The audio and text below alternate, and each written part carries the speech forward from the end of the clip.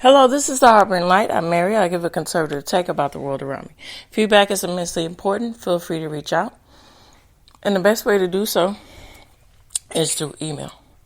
All right, so some of the audio platforms that I'm on Spreaker, Spotify, Pandora, iHeartRadio, Amazon Music, Deezer, just to name a few.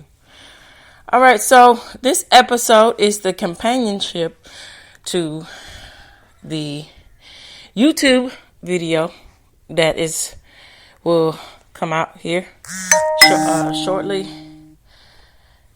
That today, on Monday, and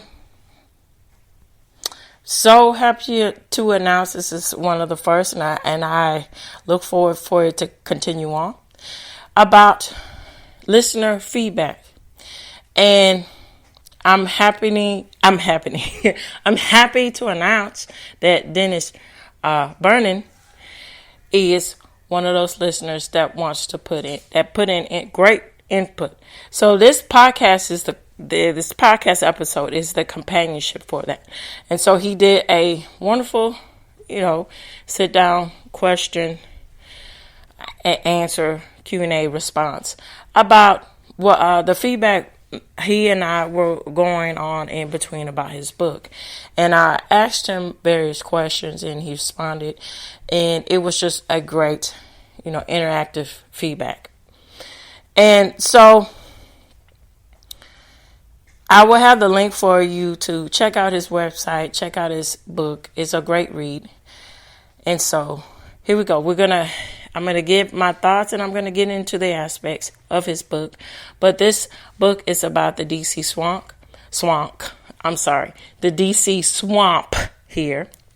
And it's the comparison between Aaron Burr and Donald Trump. Here we go.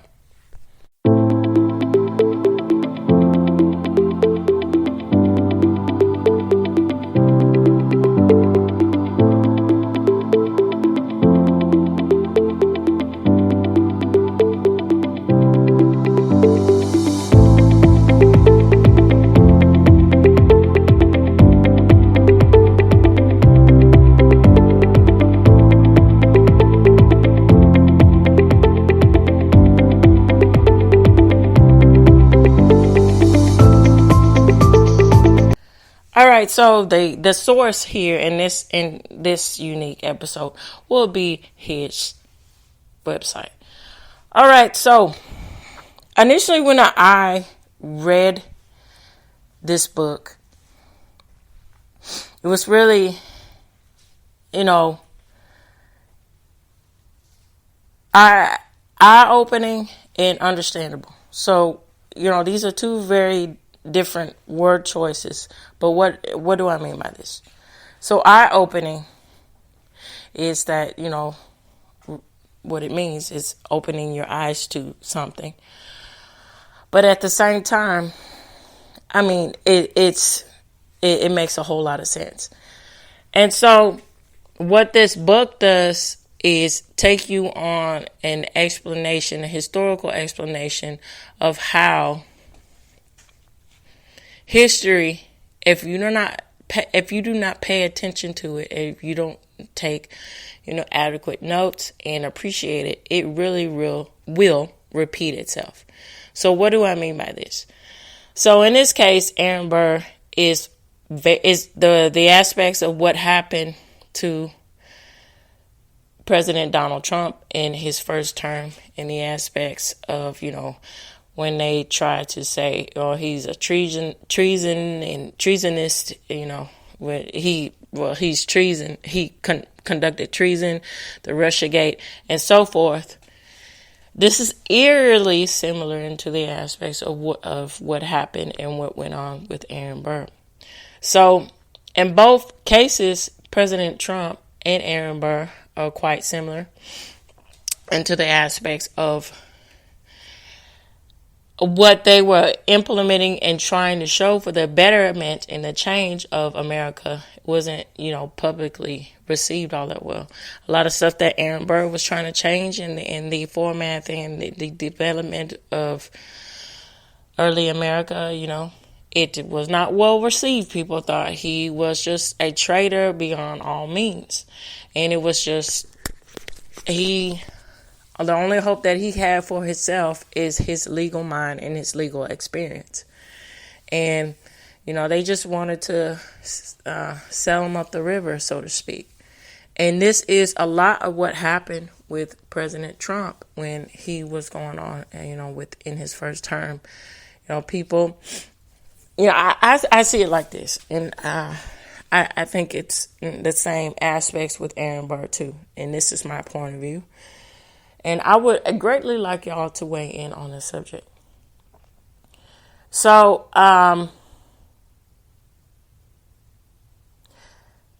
think about it like this. Now, even though, Aaron Burr had the conditioning, and it made a whole lot of sense for him to be in the political realm, have a political career. But for the most part, what's similar is that their aspirations didn't, they weren't traditionally what was, they are not. Aaron Burr was not, and particularly with President Trump, he is not what is, supposed to be the credentials for, running to be, being a candidate to be president. When in actuality, really what the requirement is, from what I understand here, correct me if I'm wrong, but from what I understand, you got to be over 35. You have to have in some means to have,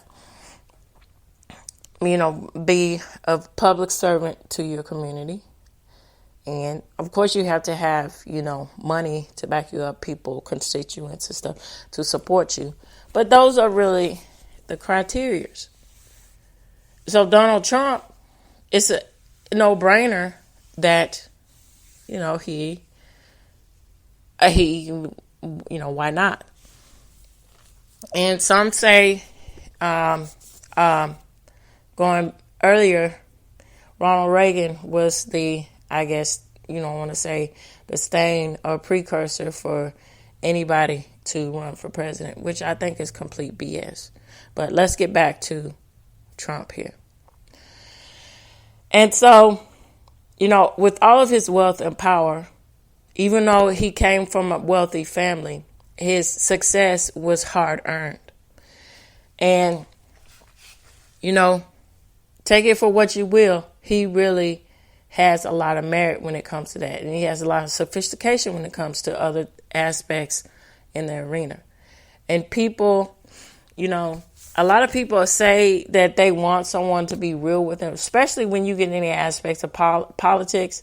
But most of them are just going on the aspects of appearance and so forth and things of that nature, to where it's all lip service what most people want from a candidate here. But, Donald Trump was very different. He, in itself, he had the comedic take, and I think he's one of the best world-class comedians in the aspects of how he presented himself and how he was very resilient in the aspects of the ludicrous things that happens, unfortunately, when we get into media and politics. He was very able to deflect, and he was able to, show their rear ends to themselves. And, a lot of people that rub so many people the wrong way.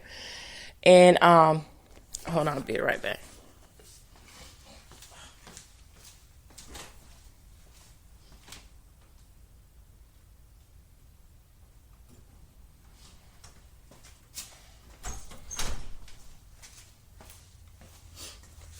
And, a lot of people, it came into this bandwagon of Orange Man bad. That was just the protocol for people to just shout out. And I remember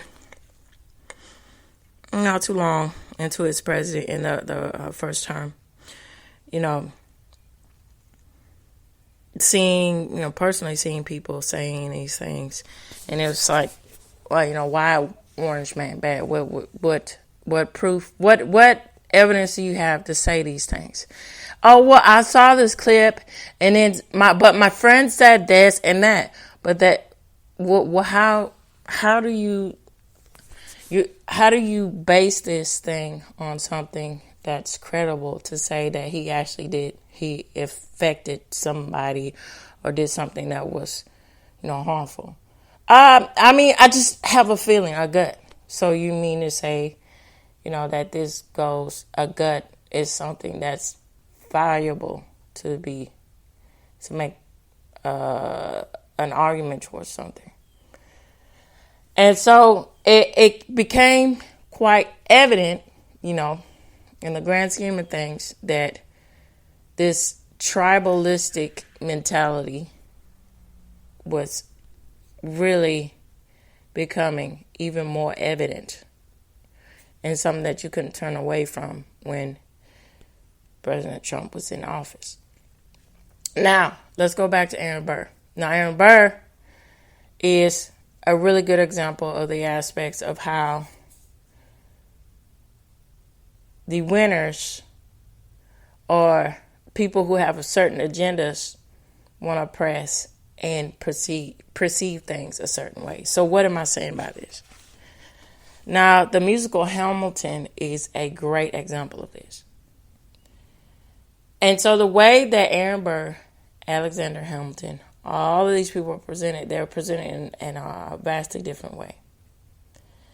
And so they say, which is very weird and very strange in the aspects when you get into media and media bias and all of these things. So they say, it's one of these things. They say that they want, equal representation. They want something authentic. They don't want, whitewashing and this kind of BS, right? But why is it you want to take African American, Latino, whatever, and present themselves in the aspects of that's something that's historically inaccurate? It seems like you're trying to prove an agenda versus getting, presenting something that's factual. And so I can see the arguments of saying, well, it's art, it can be interpreted and it can be, relatable in different ways. Well, it's one of those things where, it's like, you have to also respect the source material and respect reality, because another good example of this, with the Tolkien and the aspects, Tolkien, Tolkien, and the Lord of the Rings, and then going into How to Train Your Dragon. Now, historically, how these things are written, especially with Nordic culture, when How to Train Your Dragon, there are no African American anything in that. That's just no. But they were trying to interlace these things into it, and then also with the aspects of the Lord of the Rings, the Hobbit, and so forth, trying to interlace, interswap, and then when you go into Harry Potter, interswap races like that. Why? Isn't it far better to be, instead of being dead, brain dead, into thinking that's feasible to do? Why don't you just, present, create, have the forefront, have the intellectual, integrity, and then also be actually intellectual with creating something that's uniquely different that has to do with the African American experience, the Latino experience, and so forth. And then you get, and this is going back forefront to the aspects of the play, the musical Hamilton, of how it's already starting on bad faith here. When you're getting characters that are not, they're not, it's just not historically accurate. And then you misrepresent the aspects of Alexander Hamilton and Aaron Burr. You don't take the creator of Hamilton, which is evidently enough, he was the star in his own stuff, with his own play, which is, funny in itself. Didn't take the time to actually understand the historical details and everything with the aspects of these figures. And so that in itself, another strike against trying to implement and enrich the cultural map of our rich history, which is American history. And so to wrap that up with Aaron Burr, it's one of these things. No one is perfect by any means. But flaws and all, you can't discredit the aspects of what the contribution that the person has actually done.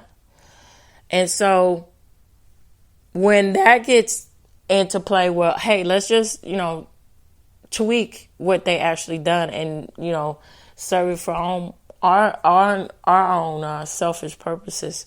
What are we doing? How can we actually have any kind of, foundation and tradition when, people can't even, they want to mess that, sacredity up. So, and Dennis really got that well in his book when he's describing all these things. Okay, so what really captivated me a lot, and which I asked him, questions on, and I went into depth about this here.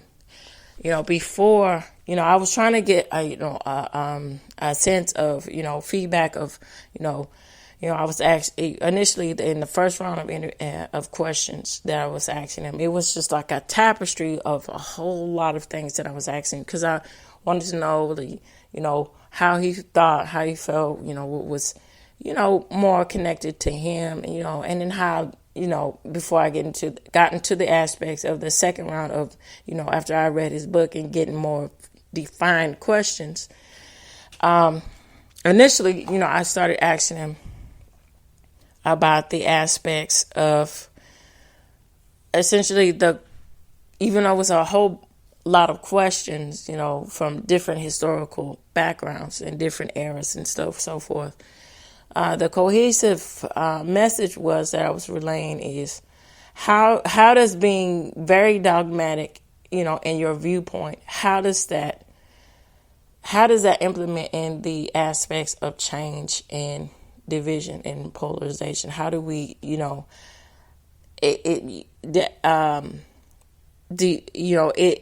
these Donald Trump and Aaron Burr are the catalysts of representing these things. How does this that happened in history lead to with President Trump, and then with the aspects of what's going on with Aaron Burr and what the evidence of that. So what am I saying about all these things here?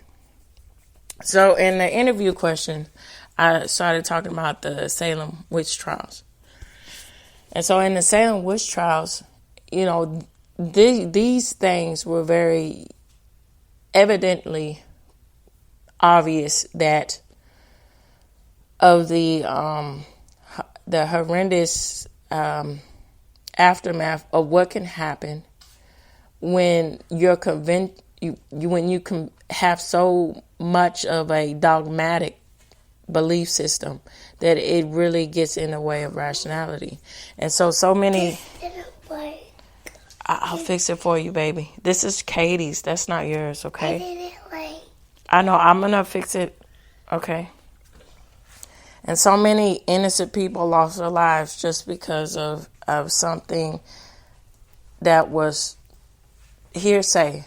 Or also, I remember seeing this and reading this that, if I'm not mistaken, and I've said this in the previous episode when I was talking about the Salem witch trials, that actually there was some sort of cross contamination or something was wrong with the wheat or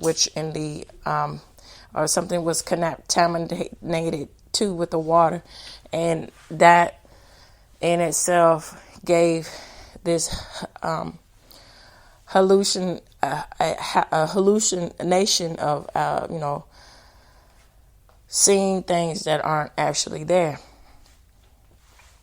and then boosting irrationality and doing things and getting into the forefront of committing acts that are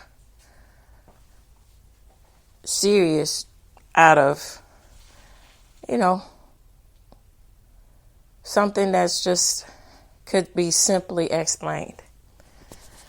And I also started talking about Watergate, and then I'll get into that more after in the second round, because I got that more polished in. And then I started talking about the aspects of Charlie Kirk, and I'll talk about that afterwards, in the second round of of the interview questions. But I'm going to focus in on Anita Hill versus Clarence Thomas. Now, I asked this question before, I read the book, but Anita Hill and Clarence Thomas, they were really good examples. This was really good examples of the aspects of, coming to the forefront that, and then, getting into the political arena of saying that, you believe all women at all costs. You do not question. You do not do anything. And you saw the aftermath of Me Too and so forth, of how this in itself reflected into the aspects of the media sphere, of entertainment sphere, and in the political sphere.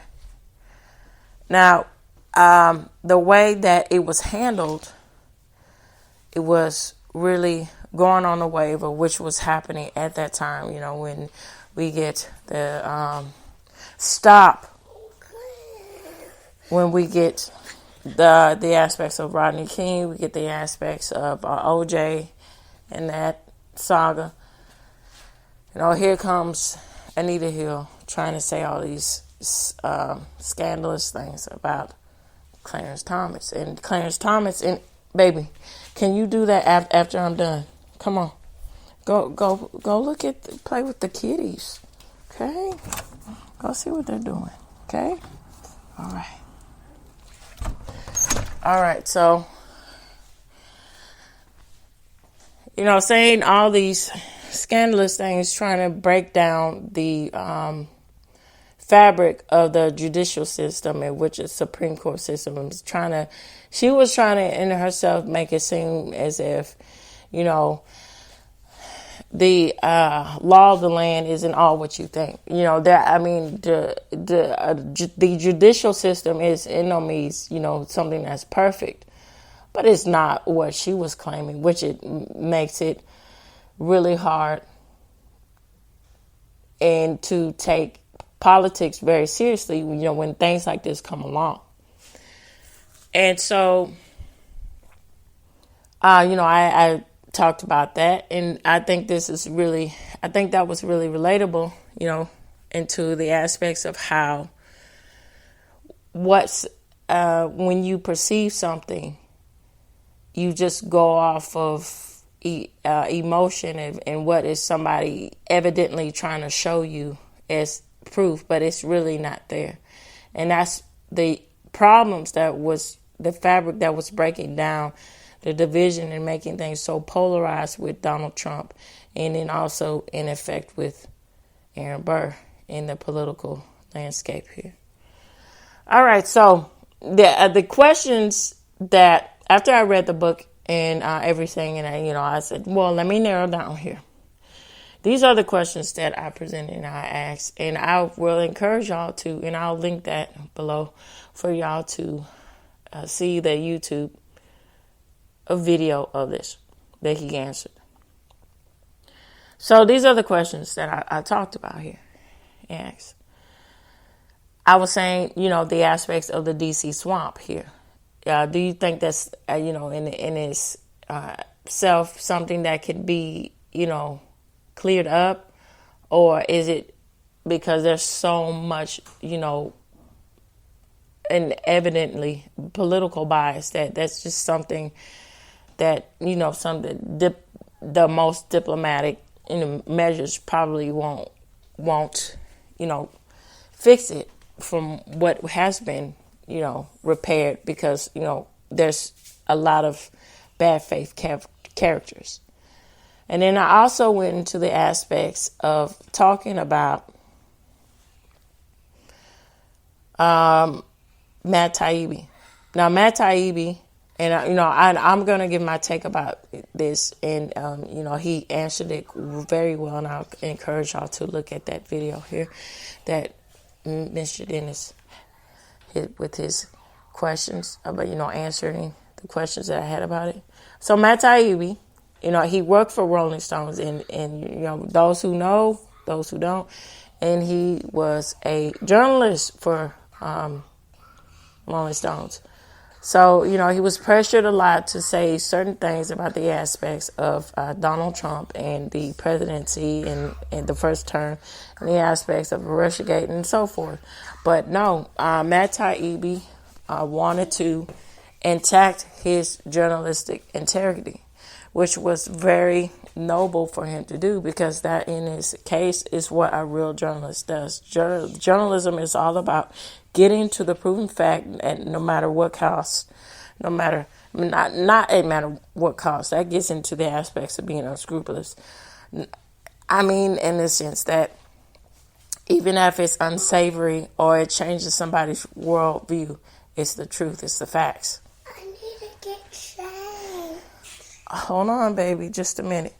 And so what this is saying is that with Rolling Stone has had a long history with playing around and blurring these lines. So what do I mean by this? Okay, so some years back, I saw a very impactful documentary, and I've seen things about the Rolling Stones, and I've read some articles, looked at the magazine, before I saw this documentary some years back. Now it was initially aired on HBO, and it goes on into the aspects of talking about the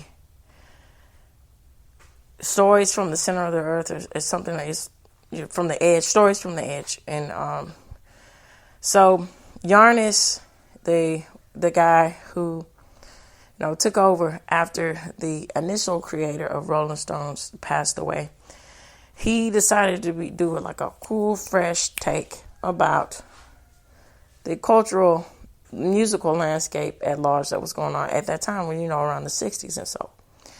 But he didn't just want to stop at talking about music and the heavy hitters and the players, in the music biz or their lives. He didn't just want to focus on that alone. No, he wanted to get into the more news oriented, and so he had different assorted, journalists, because he did go, if I'm not mistaken, he did go to school for journalism. And so, he had that background in itself. So, makes sense. And so, it just evolved into not only centering itself around music, but also centering itself around society, culture, and politics, which are very heavy hitters in the aspects of explaining and talking about, people's innate lives, and so you to connect with audience more. And so, as the years went on, it was showing slowly that there was leaning bias with the aspects, of where they fell in the realms of political favoritism here. And Giannis, to give him credit, Giannis is in himself, when he went and, the years went on from the 70s and 80s and so forth. He wanted to be more commercialized. He wanted to be more capitalist driven. He wanted to be more, evidently centered around the main conscious of what people were thinking about, because this aspects of the 60s, the free to be me sort of mentality went out the window, because people moved on, like, hey, we got to get our crap together, we got to find a sense of purpose more than just myself, my hedonism, so forth. That's over. We need to stop fighting a man, and we need to start getting our career or making money, thinking about having a family and so forth. So initially in the beginning, Giannis was all about that, the aspects of addressing, hey, what was going on in this subculture of the 60s, especially when there was a full spread article about the aspects of Patty Hearst and her being revolutionized and being, brainwashing the aspects of, being part of the cause, taking down the system. When that in itself, they were, manipulating her into gain power and to gain control, which is, quite interesting. It can be, a bit ironic too. Because when you think about Patty Hearst and her background, she, heiress of a media and newspaper and so forth, and you gotta look at the paper trail with that, and look in between the lines with that. And so a guy like, also in the aspects of the realm of a guy like T.S. Hunter, that was on the payroll here, and others. These people rev the engine into the flower power movement here. And then it was very politically showcased in the aspects of where the magazine was lying. And I talked about this to Dennis too, where there was the aspects of Nixon and him initially when he was running versus the other candidate. And it was the candidate of, star power here, because I remember, I was seeing clips, and they were showing clips and so forth about this particular candidate. When you get into the political campaign of that, you have stars like Jack Nicholson and so forth, and they're saying, oh, how much of a proven candidate this man is. But it's one of those things where you hear what these people are saying, but do they actually know, is that true, that he's actually the best candidate? And, this was initially really becoming evident that about the aspects of how influential Hollywood can be in certain cases when it comes to politics here. And so, leading on, it gets into the problems and the aspects of scandals when it comes to things that are very centered around youth. And an example of that, it talked about in a documentary about the aspects of, here we go with sororities, really the campus life and the aspects of allegations, harassment allegations, and then turns out that the sources that they had, this particular person that was writing this article, it was a credible source, and then these things didn't actually happen. And then here we go with presenting something, making it seem as if they had all of the proof and evidence that this did happen when it didn't. And then it completely ruins that person's reputation. And then a lot of these things get swept under the rug as if nobody is really harmed from these things, but they are. And so, when we get into the midst of all of these things, this is really something to think about in the midst of political arena and everything. And so I want to end on talking about Charlie Kirk. Now, Charlie Kirk, it was so devastating that a figure like him lost his life for what? And the reason why it was so devastating, he was just a mild-mannered guy who, this, and it's very true, how people were speaking on it, and I feel the same way. Think about it, like, people in your own personal life that have this sort of viewpoint, and then just because they don't agree with something, somebody doesn't agree with them, they're going to lose their lives for that. That's ridiculous. And so what's even more evident in the aspects of what went on, when we get into... Hold on, I'm almost finished. When we get in the aspects of the Jimmy Kimmels of the world here, of how still, when it is evident that there's actual proof that this was something from the left, progressive, crazy world, crazy back crap world. Now that's middle center when it comes to left views, and there's a middle center when it comes to right views. But it was evident that the person who killed Charlie Kirk was a back woke leftist person. But Jimmy Kimmel could not be respectful in the aspects of letting his wife and his family and all of the people who feel empathy, who have conservative values like myself, who are Republican leaning. You just want to strip that away and say, they're lying to you. It was really, they're one of their own.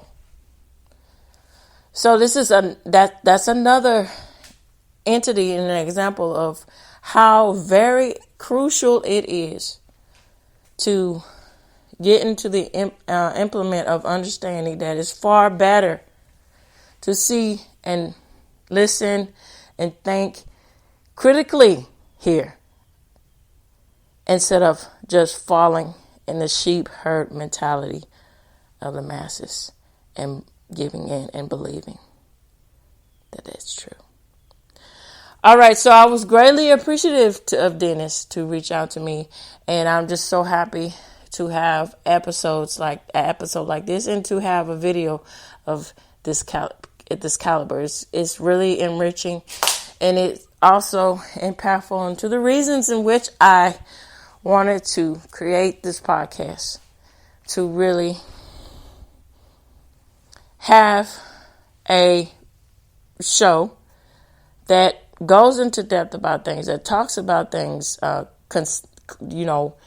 evidently, clearly, as clearly as possible as I can, and just give both sides. Even though I don't agree with something, I'm still going to talk about it and give my viewpoint, and then just present the facts, because that in itself is very, very, very, very helpful to the aspects of getting out there, the cultivating something in the media arena to say, hey, this is needed in order to have, true enlightenment in our culture. All right, so feel free to reach out, y'all, and I greatly appreciate all of you. So this reaches the end of the Harboring Light. Tune in, turn up, and absolutely take care. Bye-bye for now.